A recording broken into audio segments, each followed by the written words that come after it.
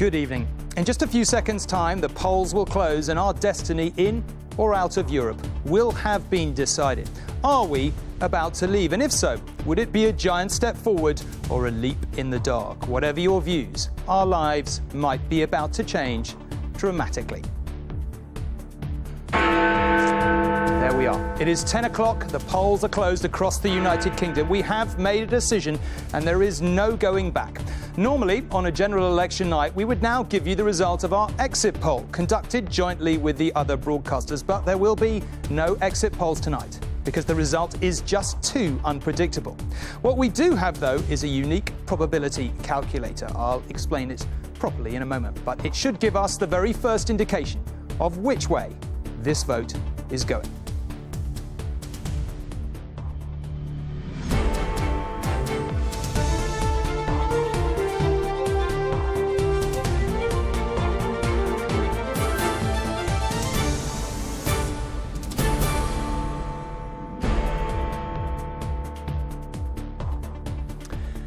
In the end, there are two questions above all tonight. Who's won and what does that victory mean? To help us answer the former, we have with us two of the finest political scientists in the UK, Professors Colin Rallings and Jane Green. As to what it means, well, we have, of course, our political editor Robert Peston and national editor Allegra Stratton.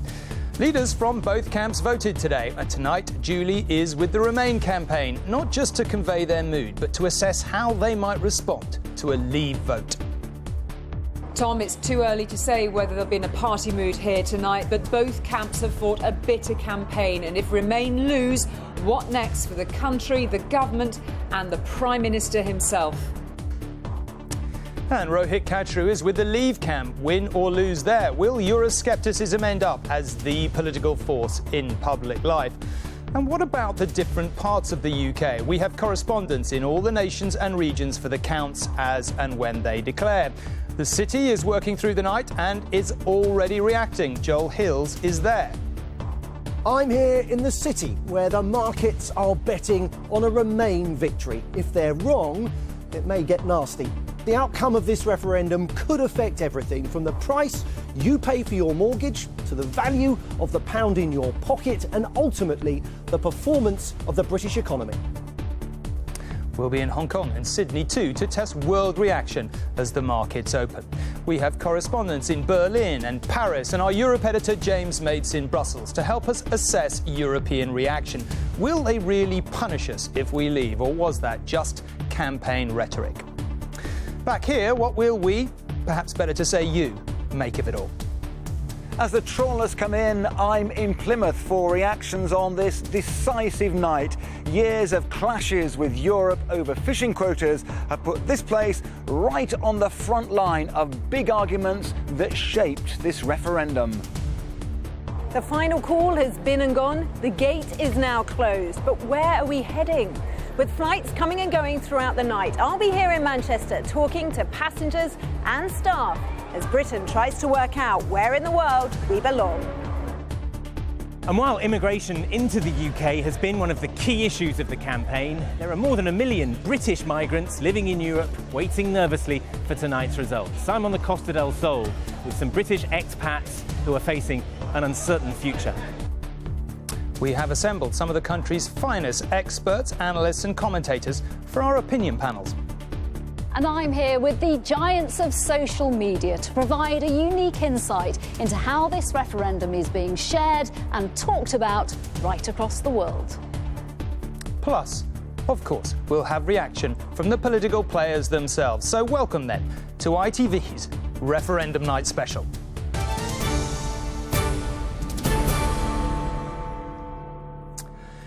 It has been a brutal and, let's be honest, divisive few months, but we do stand tonight at an extraordinary and unique crossroads. One way, we leave. We would find out quickly enough whether all those dire economic predictions were true. But what about the politics? We would know what we were against, but not what we were for. What kind of deal would we all accept? And then there is the other way, Remain. The status quo, of course, but would it really be? All polls suggest that almost half the country does want to leave, some desperately. So can politics ever be the same again? You might say there has never been a night quite like it, and we will do our level best to make sense of it for you. The race is already on to give us the first hint as to which way the wind is blowing. Ballot boxes are being emptied at count centres up and down the country. We won't have our first result for at least an hour, and perhaps not until after midnight. Let's just get some reaction from Robert and Allegra to begin with on what we suspect is going to be a very long night. Robert, I guess we'd agree that wherever the Prime Minister thought he was going to be at 10 o'clock tonight, it isn't with potentially things on a knife edge and emotion running quite so high everywhere. No, he took a huge gamble in calling this referendum, and I think it's been even hairier than he could possibly have thought. I asked him whether he regretted holding it. He told me no, but his friends have said to me that he's been finding it extraordinarily stressful, even to the extent of having difficulty sleeping at night. And we can all see why, because this has been the most divisive issue in our country since Margaret Thatcher's great reforms of the 1980s, which split the nation. We've seen parts of the UK pitted against each other. We all think Scotland will vote for Remain, London will vote for Remain, Northern Ireland probably voting for Remain, but huge swathes of England will vote to leave. We will feel like a divided nation. Communities split down the middle. I talk to people every day about this. Whole families split down the middle. You know, children arguing with parents and grandparents. When I talk to people, they say they have found it profoundly upsetting because they do recognise this is absolutely fundamental about who we are.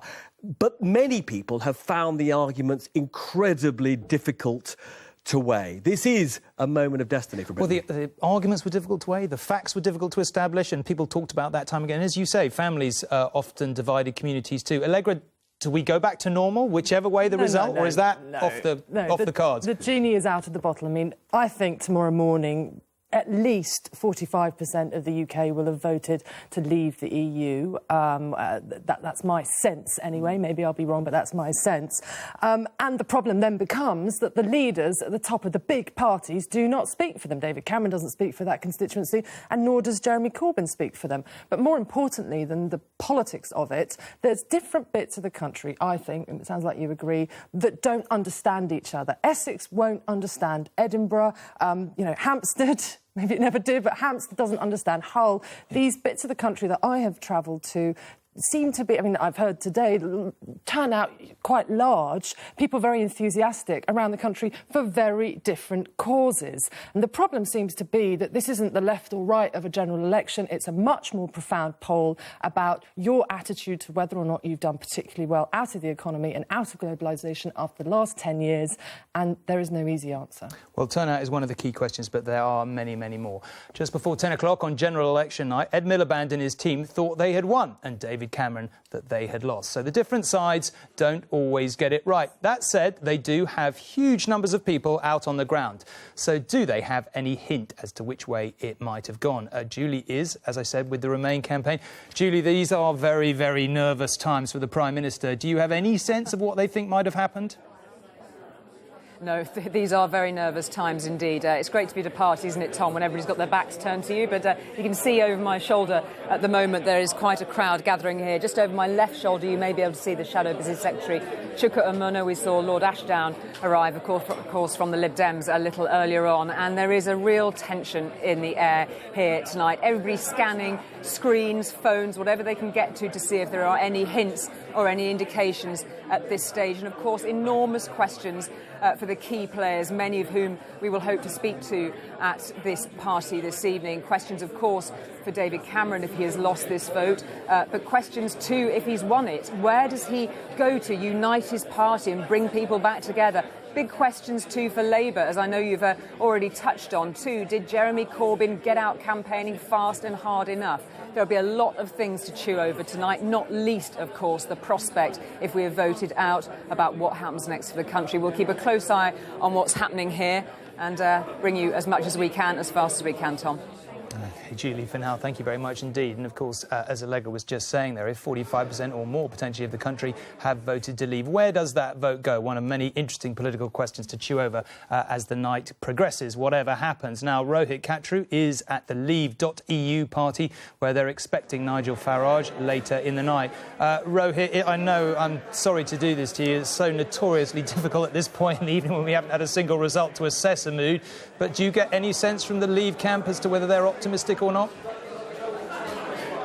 Well, they are optimistic, and that's based in part on some of their own private polling, but they admit that it is not completely scientific. But here, the bar is open as the polls close, and the mood is anything but reflective. In fact, this is the very start of an all-night carnival of Euroscepticism organised by the UKIP-backed group Leave.eu. And what you realise as you talk to people in here is that this is not just the end of a long campaign, but the end for some people of a life mission to first get a referendum and to then get the UK out of the European Union. Nigel Farage is the big speaker here, and we expect him to arrive at this party in around an hour or so, Tom. OK, Rohit, thank you for now. A carnival atmosphere, we will see.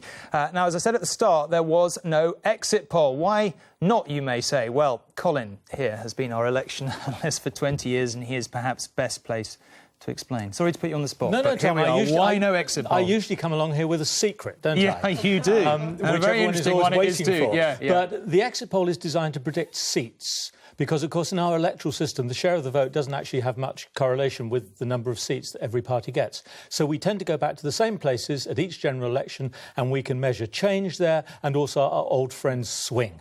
Right, now we've got no historical comparison, really, unless you go back more than 40 years. So we could have had a very expensive exit poll, which would have been effectively the same as an opinion poll, and no guarantee that that would have been right, and of course no benchmarks against which to compare it. So, all that said, Colin and Jane do have a huge amount of data to help us analyse what every result we get in might or might not mean for the overall picture. Jane. So, Tom, we interviewed 30,000 people over the last 6 weeks. That gives us the most up-to-date data, but also a data set that's large enough to cover the 382 counting areas. To that data, we've added information about those counting areas, how those areas have voted in the past, and also key demographic characteristics that tell us a lot about how people are likely to vote. Using those data, we have built a model, and that model gives us a ranking of all of those 382 counting areas, from those most likely we think to vote Leave and to those areas we think most likely to vote Remain. So we've come into the studio tonight with this model, and what we're going to be doing throughout the night, as soon as every result comes in, is update that model. And what that is going to do, that is going to tell us who has won at the earliest possible opportunity. Well, this is all leading somewhere, as you might have guessed. I said at the start we'd have a probability graph. And essentially what's going to happen is, as Colin and Jane look at all this data and they're happy that the data is settling down into a trend, we're going to put on screen the probability of one side or other winning. That's much earlier than we would normally do so, and I think that a lot of other people will do so tonight. So, in short, put in plain English, what it means is that we should be able to give you the earliest indication of the trend over the course of the evening. Not definitive, but illustrative, we hope. Now, one place where they are used to making early bets is, of course, the city. Bankers, traders and analysts are preparing for a busy night in the office. And we know many city companies have done their own polling today. We don't know if these are likely to be any more reliable than the many polls during the campaign. But as you perhaps saw at the start, our business editor, Joel Hills, is there. Joel, the city is betting Remain. Do we put any store in that, do you think? Well, look, they've had some success in past occasions, haven't they? The Scottish referendum, it was interesting. The opinion polls were tight, but the market bets, the way money was being placed, guessed the outcome of that referendum quite clearly. The opinion polls in this referendum are very, very tight, suggest it's going to go right down to the wire. But the markets, the collective wisdom of the markets, is betting on a Remain victory. We have had no exit poll, as you say, but a YouGov poll has been published since 10 o'clock. It gave Remain 52% of the vote, and it has already had an effect. We've seen the pound trade up against the dollar and indeed slightly against the euro. The market's forming a view, not on information, but to a large extent on instinct. I think, Tom, what they're basically suggesting is this, that although people indicated to pollsters how they were planning to vote, in the quiet of the polling booth, the markets believe it's the economy stupid, that actually in the privacy of the polling booth with a pencil in your hand, people behave slightly differently. The market, of course, may be wrong. And I think as we go through the night, as the probability shifts, if it shifts in the direction, it becomes clear that there is a strong chance that Britain will vote to leave, then I think you'll see a flurry of activity as people desperately try to move around and cover their losses. It may not be a particularly orderly queue. OK, Joel, thank you very much indeed. Now, in lots of ways, this does feel rather like a general election, but there are, of course, no MPs. So how is the counting going to work? Rather than constituencies, votes will be counted at 382 centres, broadly based on local authorities. The first figure announced at each count tonight will be turnout, the number of people who voted. We expect those to start being declared in the next hour. After turnout, the real counting begins. The first full results could come before midnight, and, as at a general election, Sunderland is hoping to be first. Once local counts have announced, they'll feed into one of 12 regional and national results, which will be declared in the later hours of the programme. And only after those regional centres have declared will the final referendum result be announced at the National Count Centre at Manchester Town Hall. We're told that will be around breakfast time. But remember, the closer the vote, the later the result. So exactly when we will be having breakfast is anyone's guess. In a general election, Sunderland is usually first to declare. In fact, it takes great pride in it. So these images of officials rushing ballot boxes into the counting centre will be familiar. Anything but a Leave win there would be a surprise, but we will be looking very closely at the size of the victory, if indeed that is what happens, for an indication of the national picture. Wandsworth, on the other hand, like the rest of London, is expected to vote strongly to remain. It too could be amongst the first to declare. And again, we'll be poring over the exact size of the Remain vote. In Gibraltar, they're an hour ahead, so polls closed a while ago, but they still had to wait to start counting. They've already announced that the turnout is a whopping 84%. It is pretty certain to go for Remain as well. Just for one final point, we will get the rest of the turnout figures for each count relatively soon, before counting proper begins. Colin and Jane here will help us chew over those and what, if anything, we can read into them. But it is worth saying at this stage, we don't necessarily think a high turnout benefits one side or other for sure. Whatever the outcome, there's no doubt where it will all finish tonight. The final result will come, as I said, from Manchester Town Hall. Our political correspondent Romilly Weeks is there. Romilly, how do you expect things to pan out there over the course of the evening? Well, Tom, the neo-Gothic splendour of Manchester's Town Hall here has seen plenty of history, but nothing that quite touches on this.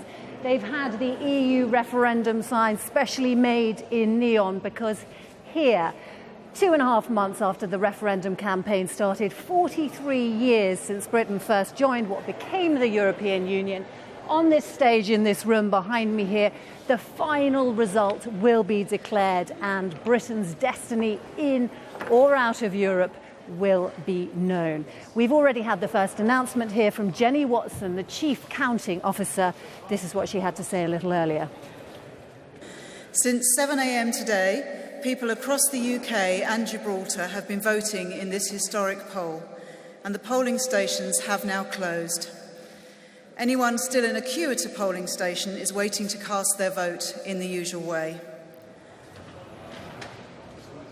Well, the next time we hear from Jenny Watson, she will tell us the national turnout figure. We already know that a record number of people have been eligible to vote in this referendum. How many of them will have turned out will give us a clue as to how long a night we're in for. But the main event here, of course, is the national declaration. We're told that will be at breakfast time, but not whether that will be an up with the lark sort of breakfast or more of a lazy Sunday lion sort of breakfast. But there could be an interim result here, because there might be a point at which it becomes mathematically impossible for one side or other to have won. At that point, both Leave and Remain will be given the option to appear on stage and make a statement. So we could have a much earlier idea of what's going to happen from here in Manchester.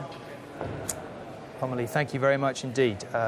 We definitely don't want a Sunday lie-in kind of breakfast. That'd be enough to give us all heart failure. Now, even if there is no exit poll, we have had more polls generally than you could shake a stick at. Do they tell us anything at all? Well, YouGov had another poll tonight, as Joel was saying there. It's not an exit poll, as we've said, but it had Remain on 52% and Leave on 48%. There is, too, the poll of polls, the average of the last 6 published. In the end, that also had Remain on 52% and Leave on 48%. And then there are the betting markets. They are quite clear. They gave Remain an 84% chance of winning when the polls closed. But remember, some bookies offered 14-1 last year on the Tories winning a majority. So read into that what you will. Colin, I'm going to give you the unenviable task on commenting on some of your colleagues now. How much faith do we put in the polls? And actually, more interestingly, why do polls sometimes get it wrong? Is it in the gap between how people like to think they view themselves and how they actually are, how they think they will vote and how they really do? There are all sorts of reasons. Sometimes that happens, but really the crucial thing of polls is they have to get their sampling right. In other words, they have to approach the right people. And it doesn't mean people of the correct age or the correct gender balance. It also means people with the same age and gender balance having a different opinion. And if they miss a particular segment of the population, they can go badly wrong. And quite clearly in 2015, they couldn't find enough people who were always going to vote Conservative and who voted Conservative on the day and took them by surprise. And if, for example, Remain were to win by a large margin tonight, or indeed the other way around, if Leave were to win by a large margin, that would suggest something similar has happened. They haven't really talked to the right people. Jane, you've got this massive database, as we've said, of voters who you study on a continuing, ongoing basis. I don't want to put you on the spot, but did what you see tally with the polls or not quite? So the thing is, Tom, the last year we conducted a big random probability survey, which was face-to-face in people's homes, and that survey did really, really well. But, of course, those kinds of surveys are really expensive, which is why we haven't seen, apart from one exception, we haven't seen another kind of random probability survey conducted over the campaign. And so tonight is a really big test for the industry, and you can bet your bottom dollar there are going to be people watching the polls. The pollsters are going to be there tonight with as much riding on their reputations as there are on some politicians' shoulders this evening. Well, do you know, I love nights like this because so much money is riding it and so much angst, and yet, well, I know, and here we are and we don't know anything. That's basically the bottom line. We know even less than on a general election night. And the particular problem for polling at the moment is about Euroscepticism in Britain. There's so little academic or otherwise historical data. So it's very difficult. That's one of the reasons I get worried when I try to look at polls and try to interpret them. You've A, got this problem about the general election last year, but then you've B, got this particular problem.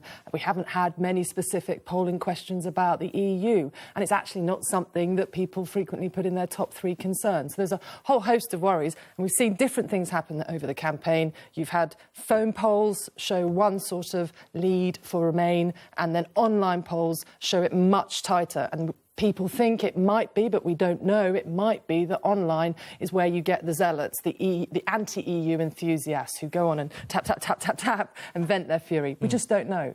Well, there's one bit of breaking news, which is 2/3 of the Leave MPs have already pledged their support to the Prime Minister, whatever the outcome of the referendum. And those MPs include, as we'd been led to expect it would, but nonetheless we have now got confirmation, both Michael Gove and Boris Johnson. The letter says that they call on the Prime Minister to continue in office to put in place the measures in the 2015 Conservative Manifesto, and they also thank him for holding this referendum, which has divided the nation. So they're doing their best to avoid total turmoil in the Tory party. There are many people who think that if the result is close, in either direction, there will be turmoil. So when I talk to people at the top of the Tory party, many of them say what they're most desperate for is a decisive result that at least puts this issue to bed for a number of years, because, this is a row that's not only, dividing the Tory party, as we've said, dividing the nation, terribly damaging, actually, some would say for all of us. OK, Robert, we will be back to that, I'm sure. Now, whether you've been watching closely throughout or not, you won't have missed the many apocalyptic predictions of the Prime Minister, the Chancellor and others. Leaving would almost certainly trigger a recession, they said, but it might conceivably even mean war one day. Were they exaggerating? Well, I'm joined now by former Deputy Prime Minister Michael Heseltine, one of his party's most passionate pro-Europeans. Lord Heseltine, good evening. I know you probably hate these kind of questions because, as we've said, it's one of those moments where it's impossible to read, but you've been involved in many, many campaigns. Do you have any sense at all tonight of how it has gone for your side?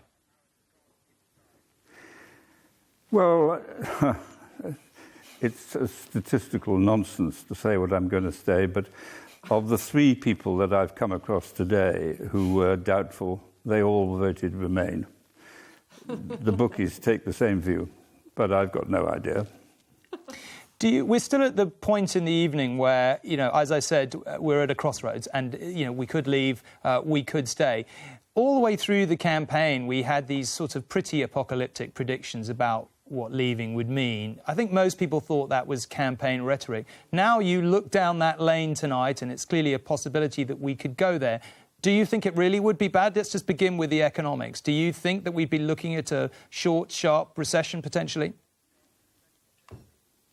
Well, you've already seen the significant collapse in the value of people's savings and the security of their pensions as a result of the fall in the stock exchange. And that's as clear an indication as you can get as to what would be likely to happen if we were to vote to leave. There is a very sharp difference between the suggestions by the Leave campaign as to what would happen, because they're all based on wild conjecture and no facts and no authoritative backing. But all the Remain campaign forecasts have come from people who are in positions of great responsibility, are quite independent, and who have the traditional respect of experts in this field. So there's a quite different credibility about the arguments that have been used. Just take the most obvious problem. Suppose that there were to be a vote to leave tonight. 5/6 of the members of the House of Commons don't want to leave. So how would you and who would go to try and get a deal which you could get through Parliament? How do you cope with the uncertainty? And all over the world, there are huge industrialists and commercial people deciding to invest billions of pounds every year. What would Britain actually say to them? Oh, look, we're having talks in Europe. We've sent some people to try and explore the opportunities. To which they would all say, well, fine, you let us know how you get on and we'll decide whether to invest. But in the meantime, we've had the Germans and the French on the phone saying, look, there's no uncertainty here. You just put your money when you can rely on the government itself. Well, let's just look the other way and assume that your statistical survey is correct and Remain have it tonight. For as long as, certainly I've been covering politics, and really for most of the time you've been in politics, the Tory party has been arguing about Europe. We've got this situation, as Robert and Allegra were talking about earlier, where the country is pretty much, or appears to be, divided down the middle. I mean, is this it? Can this conceivably be it? The issue is put to bed if Remain win, or are we destined to go on hearing these arguments with ever greater force, regardless of the result tonight? Well, that's a very sensible and straight question. And I hope, and I actually believe, that in the end, the Conservative Party, the most successful political party in the history of democracy, been in power longer than any other political party in a democratic country. The Conservative Party understands that to win, you have to have the confidence of the electorate, and you have to have a unity of purpose and a unity of voice. Frankly, that's become rather more difficult. And David Cameron, in my view, has been very badly treated by people senior in the party who know the damage that they've caused. David Cameron put this party back into power. It wasn't the Conservative Party who won the last election, it was David Cameron. And he's more popular and more widely regarded than the Conservative Party. So the party is going to have to make a very simple decision. Are they going to set out to remain the governing party, to speak of a voice which is clear and articulate and serves British best interest? Or are they going to lapse into a sort of endless civil war in which there's a license to vote against your party in repeated forays, in which the national press... You've got to ask some questions about the national press, by the way, in this particular campaign, in which the national press seek to exploit any division, headline it to the damage of the party. Now, I believe that Remain will win, and I believe that David Cameron will pursue a generous approach to those who he has created the opportunity to have this debate. I hope that they will respond to the generosity of his approach. Lord Heseltine, will the Tory civil war end? I feel that's something we've been discussing for many, many years, but let's see. Thank you very much for joining us tonight. Now, whilst the rest of us pick over tonight's results, across the country, many are working through the night, as they do each and every evening. We're live at two places that never sleep, Manchester Airport and Plymouth Docks, to examine the issues and the results as they come in. Let's cross for the first time to Chris Choi in Plymouth. He's gathered some of the South West's brightest minds. Well, Tom, as you can see behind me, the highly, at least currently highly EU-regulated evening catch is coming in.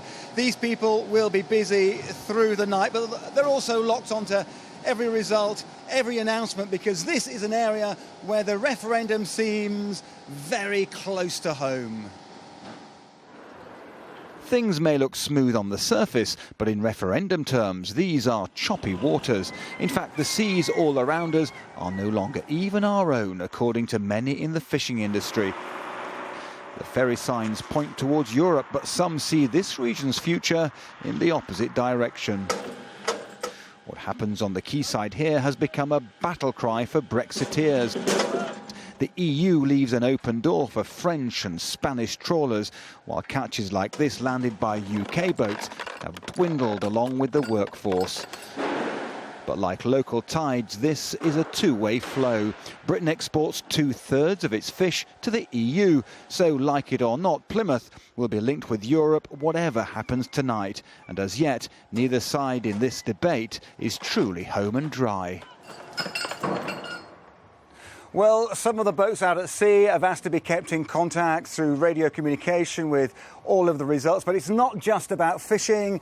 There's a very split community here. I've got three guests that illustrate that. Jim from the fishing industry, Mary and James from farming. Jim, first of all, from fishing, a big leave battler. Have you won the night here in the southwest, do you think?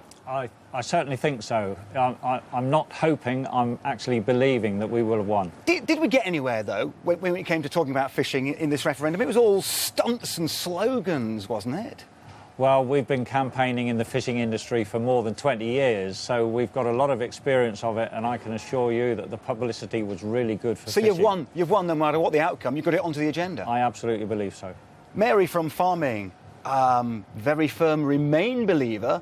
Despite all that EU bureaucracy we hear about when it comes to farming, why were you so firmly in the staying in camp? Well, if you look at all that bureaucracy, all those regulations, you know, everybody thinks that we could be like Norway and Switzerland. They have to do pretty much all of that regulation, and they don't have a say in it. That's the price of access to the single market. What would happen if we leave tonight to farmers? Well, I think most farmers in dairy, arable and sheep would be a lot worse off. James, you've been undecided for much of this campaign. What do you think is the downside of EU membership for farmers who, after all, get 55% of their income through subsidies? Indeed, but we're a pretty strong economy inside that single market, which has a distorted imbalance upon what we produce here. We can produce some of the finest foods in the world in the UK, but we're quite an expensive place to do it, and people really feel that sometimes when it's terms of marketing within that single market. It's a close-knit community around here. You can feel it. Are there going to be lasting divisions as a result of all this? I mean, James, you're not saying which way you finally voted. Is that partly because you fear that there could be tension even afterwards?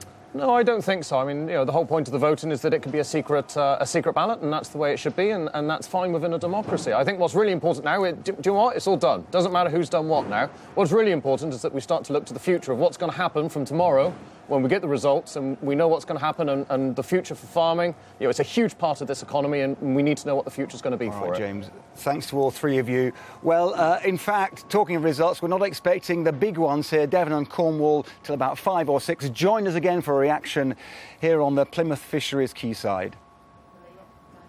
OK, Chris, down there in the West Country, thank you very much indeed. Now, it's probably worth saying that ever since we came on air, there have been rumours that Nigel Farage was preparing to concede defeat.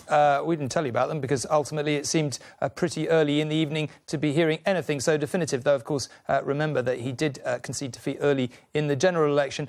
Rohit is with the Leave campaign, as we've said. Rohit, is there anything in this at all? Well, I've just spoken to two people who are sitting having dinner with Nigel Farage, and they're sure that he has not yet conceded defeat. In fact, a third UKIP source said that he made that mistake last time, referring to his resignation just after last May's election. But another UKIP source has said to me, it is early days, but added, cautiously, we are not optimistic, and that's based in part on that polling that we saw earlier in the day, despite the fact that Leave.UK's own private polling appeared to support their case and say that they had just edged this referendum. They're also not optimistic because of the turnout, and it's their belief that a high turnout like the one that we appear to have seen today actually helps the Remain side of this argument. But Nigel Farage will be here in around an hour or so, and he'll be able to answer those questions directly on camera. Rohit, thank you very much. It probably is worth saying at this point in the evening that optimism and pessimism from either side doesn't always turn out to be the best indicator of what has actually happened. But just a reminder now that the clock is slowly ticking down to our first result. As you can see, in Sunderland, they are still counting, trying to be the first to declare, but they are not alone. This is Wandsworth, where they are also evidently not hanging about. With any luck, we will have more than one result in before midnight to chew over. Whatever else you can say about this campaign, it did create some new stars. Energy Secretary Amber Rudd, for one, and somewhat interestingly, her deputy in the Energy Department, Andrea Leadsom, who is here. I shouldn't say the campaign made you a star. You were a political star before then. Now, I don't know whether you heard what we were just discussing with the Leave camp there. The suggestion that Nigel Farage, this rumour had been knocking around since the start of the evening, that Nigel Farage is going to concede defeat early. Do you know about that? Do you think that's nonsense? What do you think is happening out there? Absolutely nothing to shed on that, I'm sorry. But, I think today, for me, I was in Northamptonshire in my own constituency, and I think we're rumoured to be very strongly out. Certainly, I was getting a lot of thumbs up from people, but I don't take particular comfort from that. I think it's going to be a long night, and I think we're all on tenterhooks at the moment. Do you have any sense? I said at the start that, of course, in the last election, David Cameron thought he'd lost at 1 minute to 10, as I'm sure you know, and it didn't turn out to be the case at all. Do you have any sense at all of how things have gone nationwide? The Remain camp do seem quite buoyant at this point, it has to be said. I think it's too difficult to tell. I mean, there are lots of anecdotes. I've seen a lot of tweets today saying that the armed forces have been really, fed up by this whole thing. They think we should definitely get out of the EU. I've seen anecdotally some young people saying, I'm not going to be called racist for voting out. I'm going to vote out because I want to have a future in the world, not in the EU. But that's just anecdotes. I just don't think I think it's just impossible to say at this point. As Robert Peston was just talking about a short while ago, we have seen this letter come out trying to draw a wall around the Prime Minister. Do you think that's going to succeed? Let's just suppose that Remain have a narrow victory. Do you think he'll survive? Absolutely. All the way through this campaign, I've been completely clear. He did an amazing thing in giving us this referendum. It's been 43 long years. And he not only called the referendum, but he also said to his ministers... I'm sure he's not regretted it at various points, possibly, but that's a different question. Quite possibly. But, he also said to his ministers, don't listen to anyone, go with what you believe in. And that's an extremely brave thing to do. He didn't just give us permission, but encouraged us to campaign with all our hearts for what we believe in. And I think, we do owe him a lot for that. And so I think now, whatever the result, we absolutely need to listen to the people, do exactly as the people tell us, and just get on with it. Now, let's suppose you have one and we're leaving. You know, you worked in the city for a long time at a very senior level. You must look at the city tonight and see the kind of nervousness there. Are you not worried about the potential impact of leaving? I mean, I know heard what you said in the campaign, but now it's all over and you can't influence. Would you acknowledge there's quite a significant risk of... Honestly, I think we have a superb future. I mean, we can rehearse the whole bit. No, we don't have to go through those arguments again. It's too late. I know. Well, I'm interested to know whether... Genuinely, obviously, what we've seen is a Remain campaign that really has wound up the volatility stakes. And there's this old saying in the city, buy on the rumour, sell on the fact. And so people have been positioning their portfolios like crazy. They've certainly been affected by all of that enormous scaremongering, and so there will be a lot of unwinding to be done of positions, regardless of whether we stay or go. But nevertheless, when you look at the fundamentals of our economy, when you look at the potential for trade deals that at the moment we can't do because we're in the EU, when you look at the strength of our economy with such low unemployment, low interest rates, our growth figures and so on, we have everything going for us. OK, well, let's just say for a moment that you don't win tonight and it's Remain. Theoretically, the status quo, although given the passion that's generated in the country, who knows what that is. As an investment manager, would you be buying or selling stock in Boris and Michael Gove? You know, I think we have a very good Prime Minister. I think I've just made very clear. Tomorrow he's not going to be there forever, though. That's for sure. And that's true. And then there'll be another debate. Okay. It's, you know... OK, well, let me ask you the question another way. Do you think that this passion having been generated, it's possible to put it back in the box? Are we going to be talking about in Europe or out, regardless of what the result is tonight, for the next 5 years? I mean, that's a really difficult question. I mean, obviously, there will be some people who will keep talking about it, but then there always have been. You know, it's a very important issue. It is one of sovereignty, democracy, it's who governs you, and so on. It's a very important issue. But what I do certainly hope is that in the Conservative Party that we get on with the business of government. And certainly, you know, as of now, I'm Energy Minister and getting back to the job. In fact, just last night, with kind of matchsticks in my eyes, I was trying to catch up on all my energy submissions from officials so that I didn't get behind. So, you know, I think there's definitely a job of work to be done, and I think the government will be pulling together tomorrow. One way or another, you'll finally get some sleep. That has to be a good thing. All right, that's a good Andrew, idea. thank you very much for coming in. Now, we're expecting one of the earliest results tonight from Gibraltar. The rock may be a long way from these shores, but the Gibraltese regard themselves as British, and very much so. That said, they also regard the EU as something of a safeguard against our tricky relationship with Spain. Our correspondent Juliet Bremner is on the rock tonight. Juliet, this is something that they feel very, very strongly about in Gibraltar, isn't it? It's hard to overestimate just how strongly. You've joined us just as the ballot boxes are being brought out to start this count, but I think it is a bit of a foregone conclusion. We've already had the turnout here. It's nearly 84%, and they thought that was disappointing. They've been campaigning strongly to Remain, but I don't think there's a lot of worry about it, really. Most people here think it would be akin to economic suicide if they voted to leave Europe. The rock may be physically linked to Spain, but it's home to 32,000 people who see their passports and British identity as non-negotiable. After frequent spats with Spain, you might think they'd be keen to get out of the EU, but this rock is definitely not for turning. The border is the deciding factor. They may not love the European project, but they want the EU right to free movement. Gibraltar relies on 12,000 workers who live in Spain, crossing the border every day. Most people here fear Brexit would place them at the mercy of Madrid.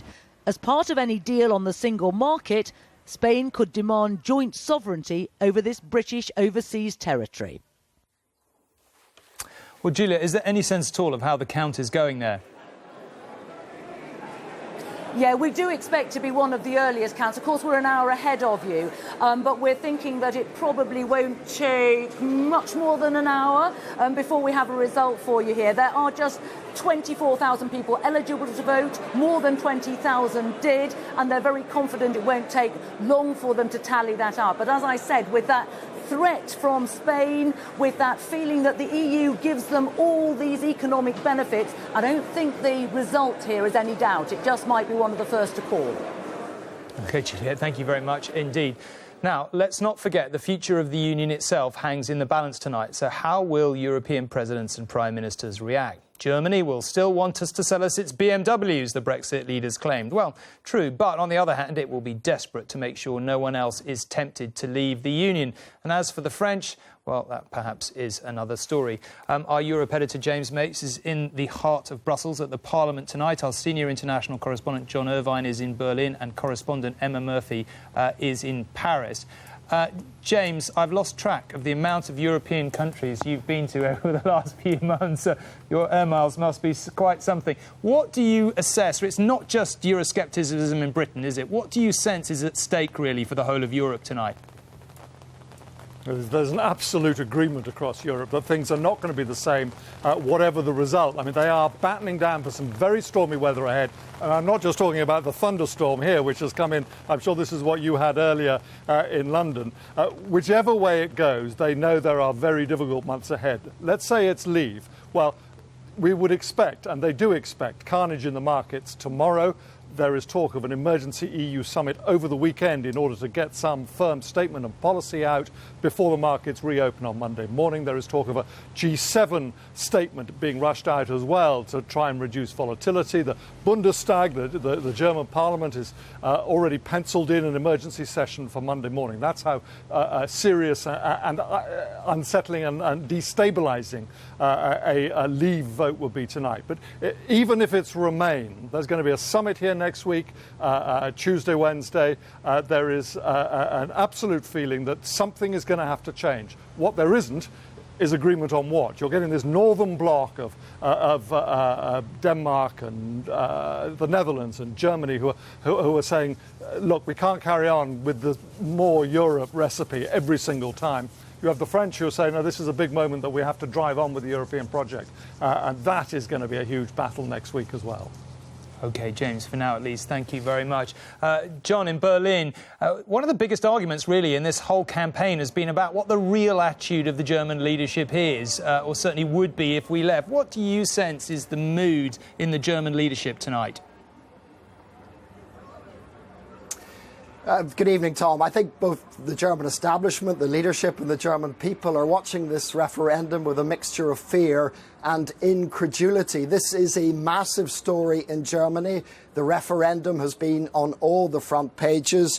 I'm going to show you the biggest selling paper here. It's called Bild. I've chosen this because its front page is the most entertaining. It's effectively a jocular promissory note from Germany to the UK. They pledge that if Britain stays in, Germany will finally acknowledge that Jeff Hurst's goal in the '66 Cup final did go in. The Germans promise not to use a goalie during the next penalty shootout with England. And they say that from now on, German holidaymakers will use their towels to reserve sun loungers for British holidaymakers. But setting the jokes aside for a minute, Germany is taking this extremely seriously, particularly at an emotional level, Tom. There's a great fondness here for the Brits. There's a great sense of ongoing gratitude for the role Great Britain played in rebuilding this country out of the ashes of the Second World War. Germany views the EU experiment as the greatest post-war achievement. Germans see the EU as a guarantor of peace and prosperity. They like having Britain as a heavyweight ally at the top table of the EU, and they don't quite understand why we are, in their view, putting that peace and prosperity at risk. John, proof the Germans really do have a sense of humour. Thank you very much indeed.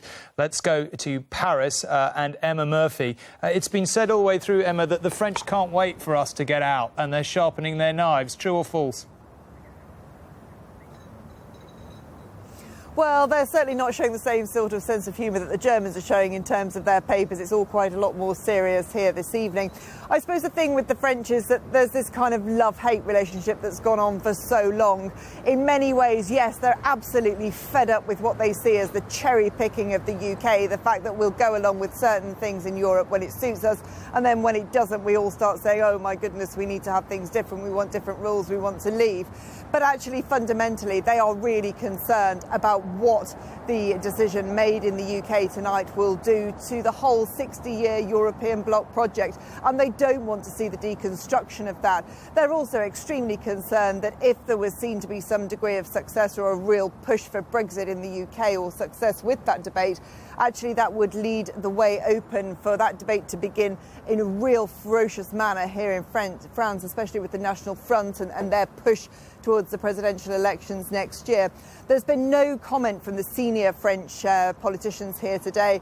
I think they're just hoping that if they stay quiet, they will be able to wait and see exactly what the situation is. But we do know that François Hollande is going to make some comments in the coming days about where Europe goes from here, because he accepts that there is no way that after a vote like we've seen in the UK and the debate that's going on here in France, that things can stay exactly the same.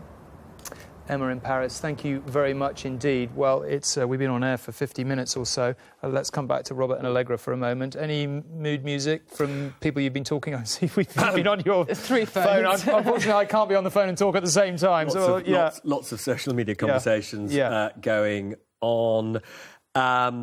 Definitely the mood in the Remain camp is buoyant. They are looking at some of the private polls. One of the polls that's being conducted today, which is saying to them that they've won, possibly by as much as 10 percentage points. But let's be clear, it is very, very early in the night, and I think it would be a foolish person who put their name to any outcome. Very interesting, for example, that, when we have talked to the Nigel Farage side of the Leave campaign and the UKIP people, they are absolutely not confirming, as we heard from Rohit, that he's conceded defeat. In fact, one of his close colleagues, Patrick O'Flynn, has said explicitly that actually he thinks they can still shave it. Now, I have to say the polls probably indicate that they haven't done that. I mean, I suspect that what's happened, which is what frequently happens with Nigel Farage, is he was having a private chat with somebody, and he may well have said that he thinks he may not quite have done it. But they have not formally conceded defeat. I think one should make that clear. Allegra, what's your take? We need to talk turnout. Yes, we do. Let's talk turnout. As high as we thought it might be, what do you think? There's a suggestion that it might be way higher. I mean, we've been thinking... Turnout at the election, about 66%. Turnout in the Scottish referendum, over 80%. We'd all rather sadly been thinking that this referendum wouldn't peak as high as it did in Scotland, but there are some suggestions that it might be going up above 70 and above 80, which is not something that anybody was predicting. And it would be extraordinary. Yeah. I mean, you just think about it in the context of what's been happening to turnouts in general elections. It shows you that if the turnout is around 80, that's an astonishing thing. It shows that people worked out this really matters. And indeed, in the southeast, when there was biblical floods, it was really, really massive downpour. It was raining today. It was It was pretty wet. Yeah. And just to talk it through, I mean, people thought, the Leave camp thought at one stage that probably one of their best bets was going to be that people were distracted by the football and the turnout wasn't that high. Can I make just one final point on this? If it is a turnout of about 80%, the Prime Minister, whatever the result, will then say, come off it, this is real democracy in action, and if he's won, he will say, that's it, end of argument. And I think it will be quite hard in those circumstances for the Leave side to say it's all terribly unfair and, we want another one next week. OK, I just want to briefly bring in Colin here, because does a big turnout mean, as some people thought, that young people went out, registered and went out to vote, or not as simple as that? I know that's a horrible question. No, Tom, it's fine, and it's not as simple as that. Of course it's not as simple as that. When we had this big kerfuffle when the government registration website went down, what seemed to be the case is many people trying to register were already registered, or they were EU citizens who were trying to register who aren't allowed, of course, to vote in this referendum because it's a general election rather than the local election franchise. So that was one of the problems. You could also put together an argument to say that high turnout is because perhaps the Leave side have encouraged many of those people who've been so disillusioned with politicians of all parties over the past few years, dating back to Tony Blair and onwards, have said, at last somebody wants to listen to our point of view. People, for example, who are Labour supporters living in Surrey, what's the point of them voting in general elections? Yeah. Okay. Conservative supporters living in inner city Liverpool, the same thing. This referendum, because it's one person, one vote, gives every vote an equal chance. OK. It's complicated, as they say. Let's head back to Sunderland for a moment. Paul Brandt is there for us. Paul, I don't want to sound desperate as I say this, but any news? Well, I can tell you, Tom, all of the ballot boxes are in, at least. You know, we're in this big sports hall here, and for a while it did feel a little bit like a workout in itself, this whole counting process. They were rushing through that red door at the back there, sprinting in with the ballot boxes. They finished that about 20 minutes ago, and now here they are separating the ballot papers into Leave or Remain already. By now, normally in Sunderland, we would actually have a result in a general election. Normally takes about 45 minutes, but this time things taking a bit longer because they're counting 3 constituencies in one go. Plus, they think turnout is a little bit higher than normal, just a little bit higher, actually. I was listening to what Allegra was saying earlier. In this part of the country, we don't think an astronomical turnout, perhaps kind of high 50s, low 60s, though turnout here generally is pretty low. Hopefully, we should get a proper turnout figure in about 5 minutes' time, and then the full result about 12:30. Paul, thank you. Well, that turnout figure may indeed be interesting. On the continent, there are some 1.2 million British expats living in Europe and tonight facing inevitably an uncertain future. Some 319,000 of them live in Spain, and our correspondent, Geraint Vincent, is on the Costa del Sol tonight. Geraint. Yeah, good evening, Tom, from the port of Duquesa on the Costa del Sol. It's a port which probably wouldn't exist if it wasn't for the British expatriate population. They make up some 95% of the residents here. We've met quite a few of them over the last couple of days. Everybody we've spoken to has voted using the postal vote system, and that's because the referendum result really has a critical, personal and immediate importance for them. We'll be talking to a couple of them in a moment. But first is a quick explanation of why that is. There are around 1.3 million Brits living outside the UK, but somewhere inside the European Union. Most of them enjoy the expat lifestyle in sunny Spain. All of them can work and own property in their adopted country and enjoy access to healthcare and pensions. If we vote to stay in the EU, those rights will remain. But if we vote to leave, they'd no longer be guaranteed. According to international law, British expats would be able to stay put, but only those who began expat life before Brexit. After a vote to leave, British people's freedom to live and work in the EU would depend on new arrangements made between the UK and its neighbours. And depending on the nature of those relationships, new agreements might be easily reached, or EU countries might enforce new conditions on their British residents, like charging for healthcare or higher taxes.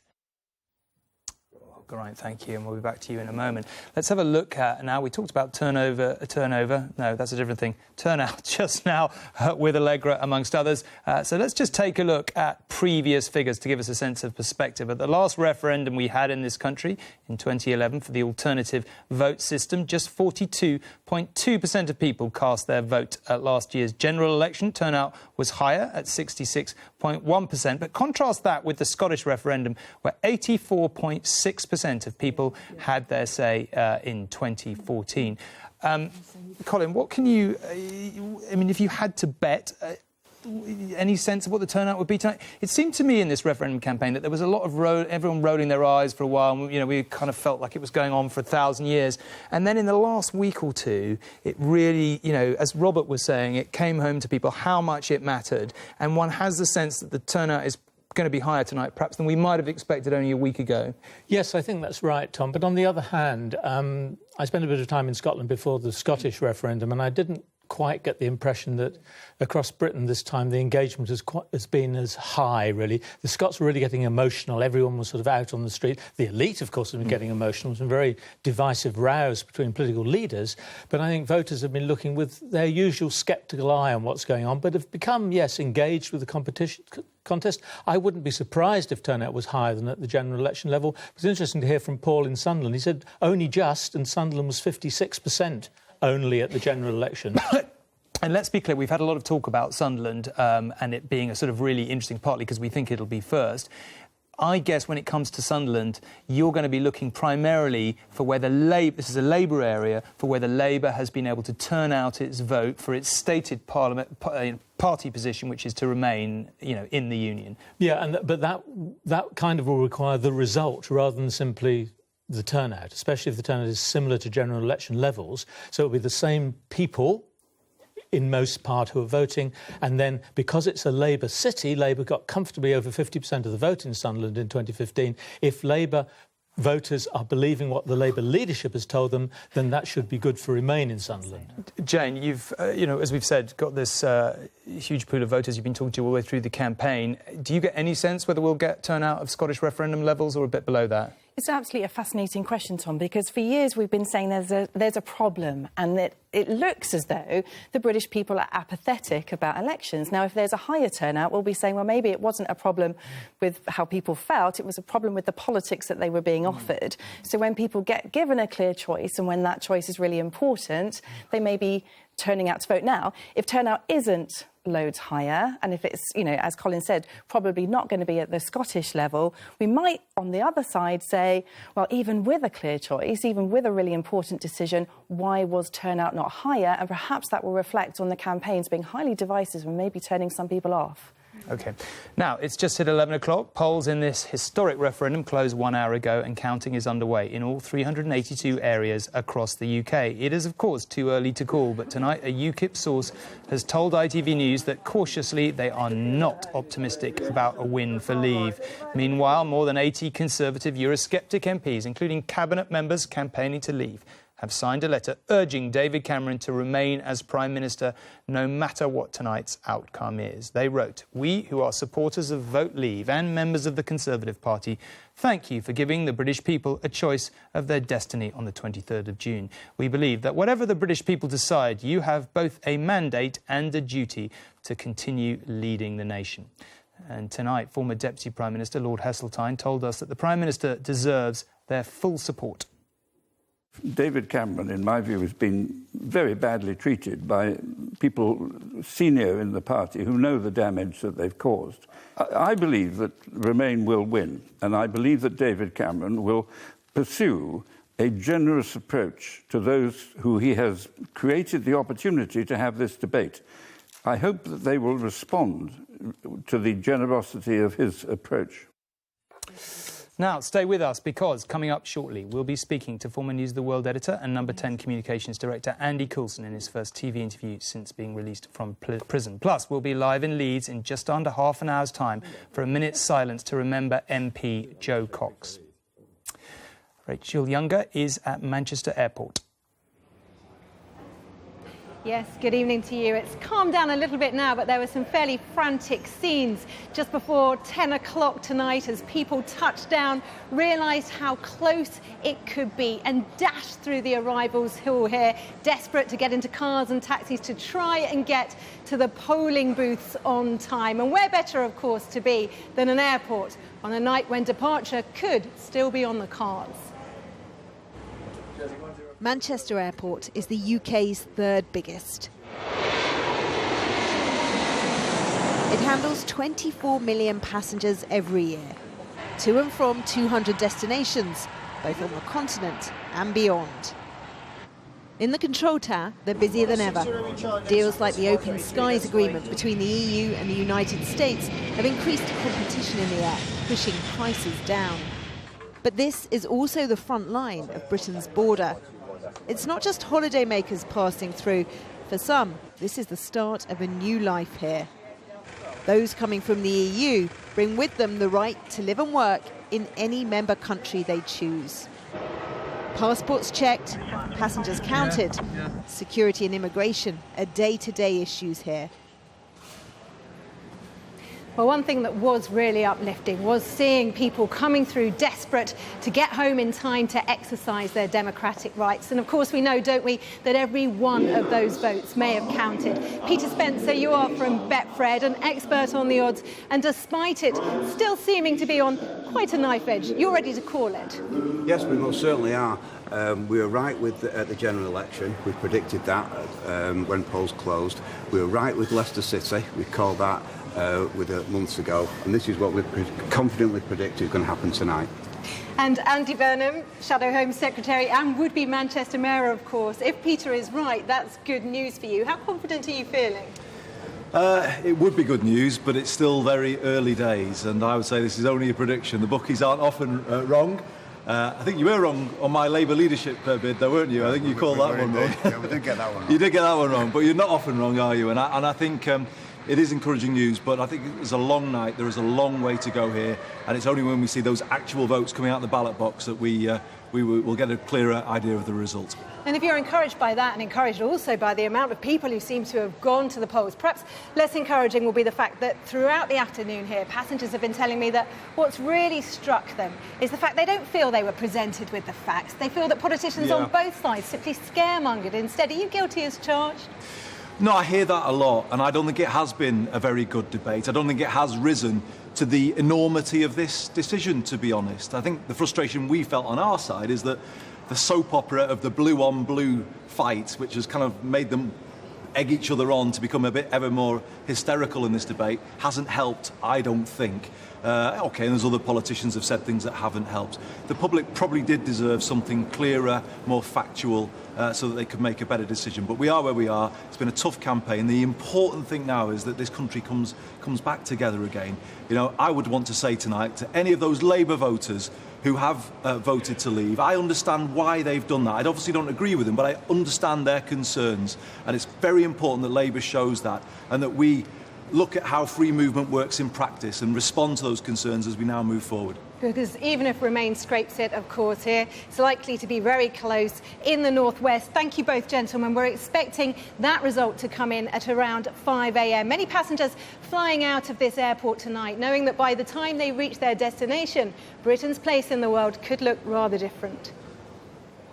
Rachel, for now, thank you very much indeed. Well, we said earlier we have what we hope is an unrivalled selection of analysts and experts in the studio this evening. So this is a good moment to bring them into the discussion. I'm joined by economist Stephanie Flanders, JP Morgan's chief market strategist for Britain and Europe, the associate editor of The Spectator and Leave campaigner Toby Young, and Danny Finkelstein of The Times, and for that matter, a close friend of George Osborne, the first of many Times columnists we will be having in here this evening.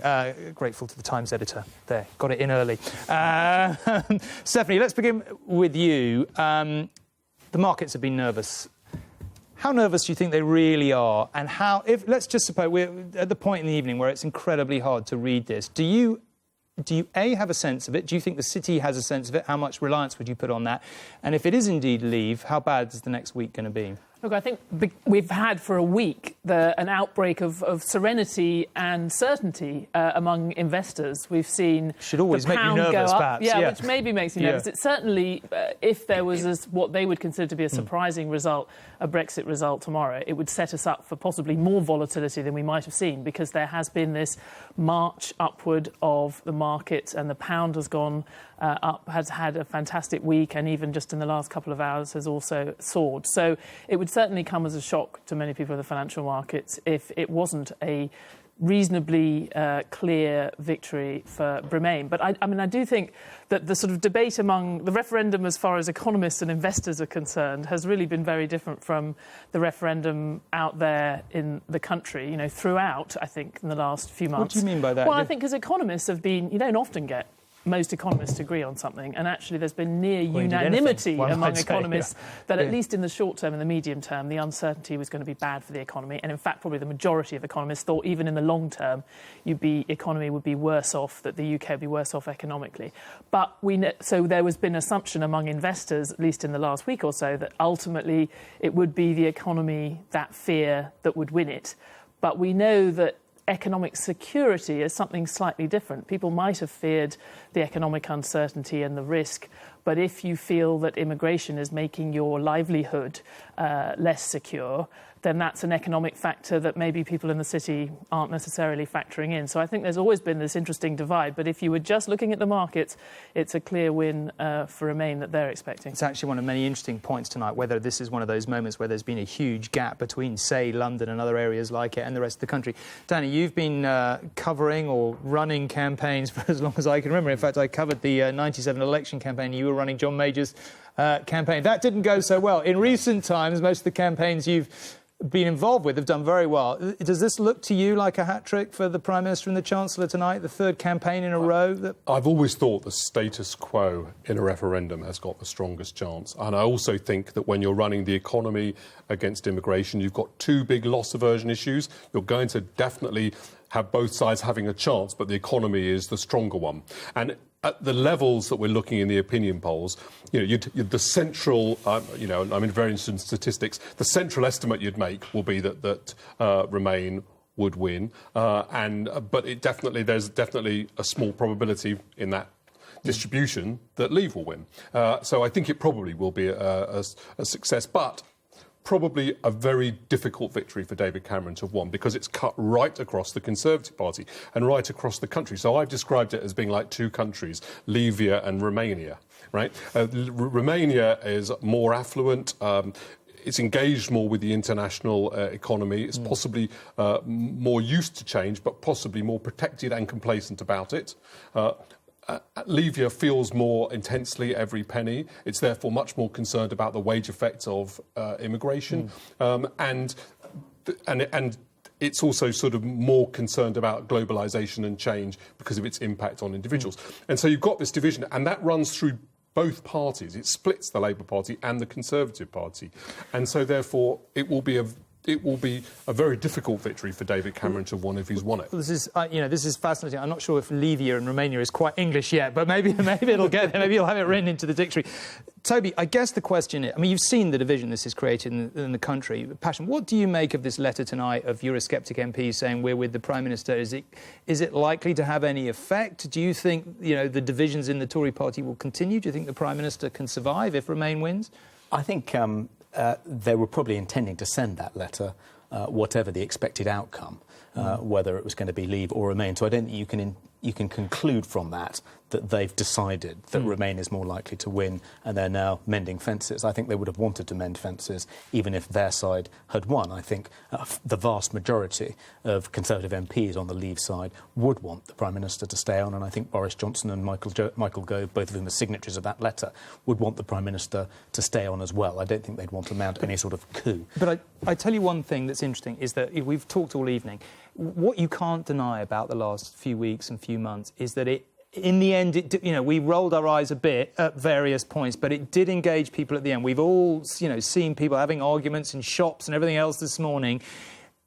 And it split the country fairly evenly, exactly how much we'll see.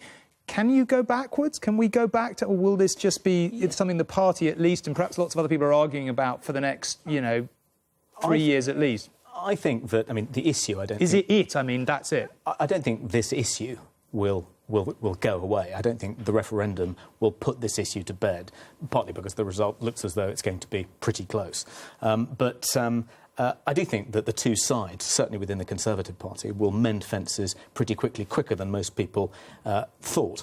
And I also think that if this referendum has produced a high turnout, that suggests, actually, that it's been a success and there isn't too much public dissatisfaction with the manner in which the debate has been conducted. And that, to me, suggests that referendum will continue to feature in British politics. It's the third big one we've had since 2010, and I think given the high turnout, which it looks as though has happened, I think we'll probably see some more in the next 5 years. We need to move on, but very briefly from Boris and Stephanie. Boris, he's blown it or not? No, I think that he'll have probably strengthened his position with Conservative voters, but of course there will be a group of people who are now much more difficult for Boris to bring across. Remain people who might have been part of his base as a Liberal Conservative, I think will feel that he took the wrong position and they will be angry about that. everyone always analyses this, about the fury of Leave people, particularly if they lose, and their anger with the Prime Minister. But there are all two sides to this debate, and actually, I think both of those will play out in the Conservative Party. I'm going to have to, Steffi, I'm very sorry, I'm going to have to move on there because Julie has guests with her, and we need to hear what they've got to say. Julie, to you. Tom, thank you very much. Well, we're at the Britain Stronger In party this evening. Sort of a bubbling sort of feel about the place at the moment, but still clearly can't call anything. Alongside me, the Education Secretary, Nicky Morgan, and Labour's Chuka Umunna have been waiting patiently to talk to us. What's your sense of where we're at tonight, first of all, Nicky Morgan? Well, look, clearly we've got a long night ahead of us. We've got no results at all in yet. I think on our side, I think we're hopeful, confident of a Remain victory. I certainly know in my own constituency that there were a number of people saying to me today, in the last couple of days, they have been undecided. They were making their minds up to vote for Remain. But obviously, we're going to have to see what happens. Chuka, what's your sense of where we're at this point of the evening? I think it's too early to call it, really. It feels good, but that's just a kind of hunch. That's not scientific. In my own constituency, high turnout, good vibe on the street. A lot of people actually who often haven't got involved in politics have got involved in the Stronger In campaign. Lots of people who haven't voted before, voting for the first time ever. I mean, the Rio Ferdinand situation. Rio Ferdinand said that he was going to vote for the first time ever in this referendum is not an unusual occurrence. Also, another interesting thing that I've been hearing from around the country is older people actually talking to their grandkids and getting their view before making a decision and moving from the Leave to the Remain side. OK, let's talk a little bit about the letter that's been published this evening from the Leave Tories saying that they would fall in behind David Cameron. Is it at all realistic, given the poison that we've seen in this campaign, blue on blue? Yes, absolutely. I mean, the letter speaks for itself.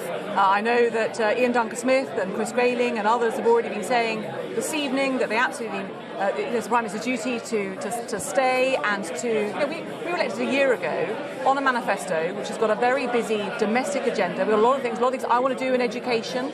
That it's important we now absolutely have a clear programme of government that we absolutely can all work on, unite on and deliver for the British people. But you've had people pointing fingers at one another, people who sit around the cabinet table accusing each other of some pretty strong stuff, accusing of dishonest tactics and the rest of it. You've been at the heart of it. How on earth do you work as a government in the wake of that? Well, look, it's one of those debates that people feel incredibly passionately about. There are people who've been making the case both for and against on the basis of views they've held for decades. So inevitably there's going to be passions run high.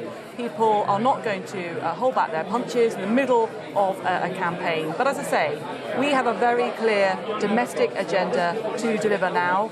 Some very clear points on our manifesto last year that we need to get on and make sure happen because we promised the British people, like we promised them, an in-out referendum. We have delivered that within just over a year of us being elected as a majority Conservative government. You can't possibly imagine that you've seen off this topic in the Tory party. Well, I think we obviously need to see what the result is going to be later on and how that obviously plays out, how people vote across the country. But I think it's very important. People wanted to have their say across the country. We have delivered that in-out.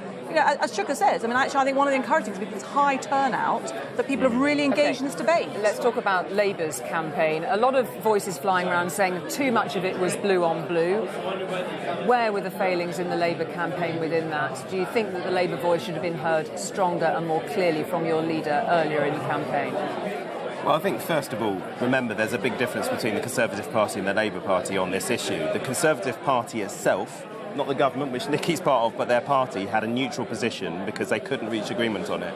The Labour Party's official position was to campaign for us to stay in the European Union. Now, do you want your striker to score as many goals as possible in a match? Of course. But a survey done by this very organisation said Labour voters weren't sure what Labour's stance was on this issue, even as late as the end of May. That was 2 to 3 weeks ago, and in the end, ultimately... Pretty close to the wire, wasn't it? Well, in an ideal situation, more Labour voters at that point in time would have known our position, but I certainly think now, in this week... Whose fault was that? Was that your leader's fault?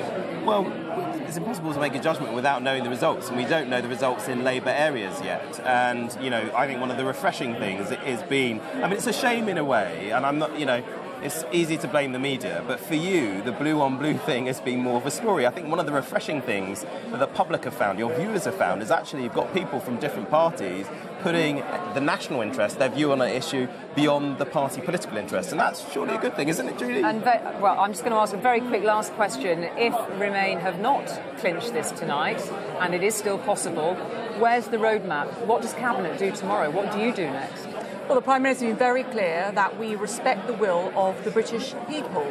We would deliver, obviously, what they have instructed us in terms of a leave vote, if that were to happen. But as I say, we also, as a government, have lots of other things that we were elected to do in that manifesto last year. You know, I've got lots of things in education. We've got to deliver on tax cuts and jobs and apprenticeships, all those sorts of things, and we unite to do that too. Nicky Morgan, Chugumuna, thank you both very much indeed. Thanks. Back to you, Tom. Julie, thank you. Now, much has been made in the campaign about how a vote for Brexit could threaten UK unity. We have correspondents across the nations tonight in Scotland, Northern Ireland and Wales. Let's go first to our Scotland correspondent, Martin Geisler, who is at the Scottish National Count in Falkirk tonight. Martin, there were warnings in the campaign that a vote to leave could trigger a second independence referendum. Was that realistic, do you think, or somewhat overstated? Well, we'll have to see. It's not quite as simple as that. There will have to be a whole series of hurdles to overcome before that could happen. But that's certainly how the whole debate, this whole process, this whole referendum has been viewed up here, as everything has been in the last 21 months since the Scottish independence referendum. Everything really politically is seen through the prism of independence. In the run-up to the general election last year, Nicola Sturgeon pointed to this very scenario, as she put it, Scotland being dragged out of Europe against its will. That is to say, English votes taking the UK out of Europe, but Scotland voting to remain, as a potential trigger for another independence referendum. But that said, she would want to be sure that there was enough support for independence before she pushed that button. There would have to be constitutional issues to overcome. She would want polling to tell her that she wasn't going to lose it before she called it. It'll be interesting to see the turnout up here. There's been apathy, really, has reigned over the last few weeks of this referendum campaign. People here haven't really engaged. Scotland has about an 8% share of this decision, but depending on what happens, it could have quite a big say. Martin, thank you. Well, in the campaign, we heard warnings from two former Prime Ministers, Sir John Major and Tony Blair, both variously, of course, architects of the peace process, that leaving might indeed imperil that peace. Mark Mallet is tonight in Belfast at the Northern Ireland Count. Mark, much was made, as you reported many times in the campaign, of whether or not there was a threat to the peace process. We've heard that before. I imagine people in Northern Ireland get a bit jaundiced at it. Do you think that was a realistic threat or not?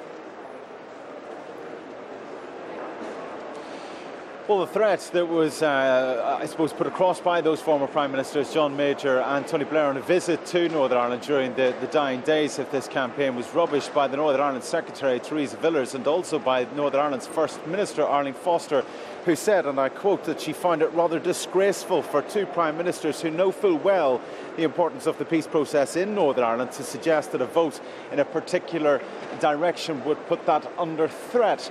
So whether it actually played into how people will have voted today, and of course, as you can see, the counting well underway behind me, it remains to be seen. Tom, the other issue that has really featured in this referendum campaign over the last number of weeks is the border issue. We can talk about that in more detail as the night goes on, but will that have played in as people made that decision? You know, there were suggestions that there would have to be some sort of new border arrangements between Northern Ireland and the Republic of Ireland, which of course Northern Ireland would become the only part of the UK that would have a border with an actual EU state if there was to be a vote to Brexit. So we will wait and see how that plays out. Much like Martin was saying, though, in his live there with you, Tom, I think there has been a bit of voter apathy here in Northern Ireland as well. People have got a bit politically weary over the last few weeks. It will be very interesting to see what the turnout figure is this evening. OK, Mark, thank you very much indeed. And let's finally move on to Adrian Masters in Cardiff. Adrian, it is said that Wales is likely to vote much more like England tonight than Scotland. True or false, do you think?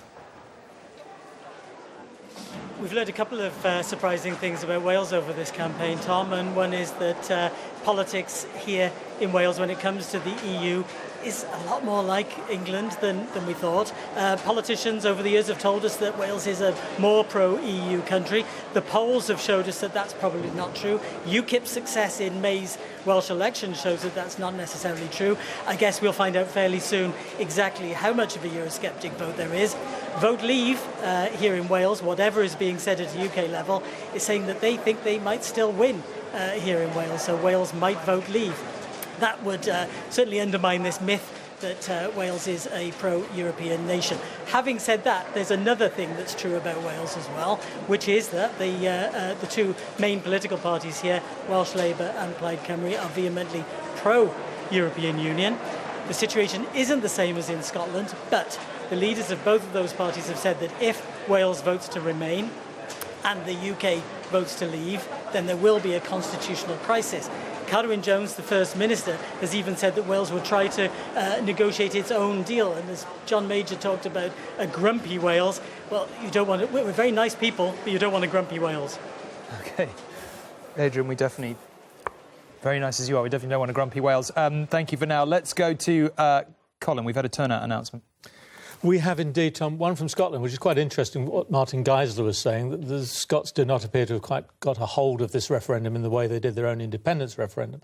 From the Orkney Isles, a turnout of 68%, a couple of points better than at the general election, but on the other hand, rather worse than the 83% that they managed in the Scottish independence referendum in 2014. We've also had a turnout figure from Newcastle at 68%, and Newcastle, what their turnout was 63% at the general election. We've also had indications from both Kettering and Basildon, unofficial so far, turnout somewhere in the region of 7 or 8% higher than at the general election. So on balance, and very early days yet, and please don't hold me to this, but it looks as if turnout could be above 70%, which would be for the first time at a national vote since the 1997 general election. But that's interesting, better than a general election, not the overwhelming kind of passion and sort of all the rest of it we saw in Scotland. No, I think, isn't that what I think I said earlier on? Well, it is.